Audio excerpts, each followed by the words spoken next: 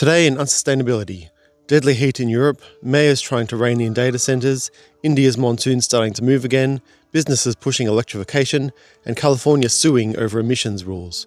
Reuters reports that at least 18 people have died in France as a heatwave spreads across Europe. Bordeaux reached 41.9 degrees Celsius, breaking its previous record. Poitiers reached 41.2 degrees Celsius, breaking a record set in 1947.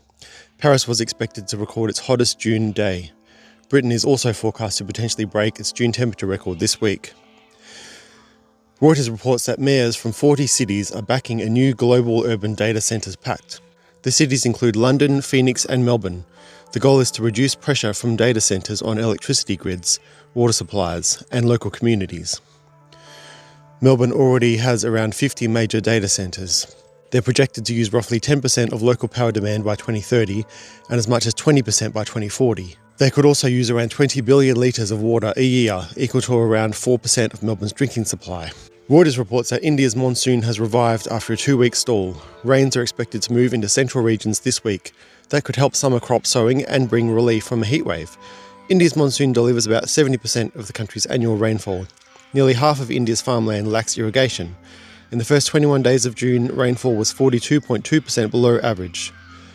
More than 100 global companies are urging governments to make electrification central to economic strategy. Reuters says 112 businesses backed the statement. The companies include Nestle, IKEA, Volvo Cars, Uber, Mahindra Group, Nikon and Levi Strauss. Together they represent around $1.5 trillion in annual revenue.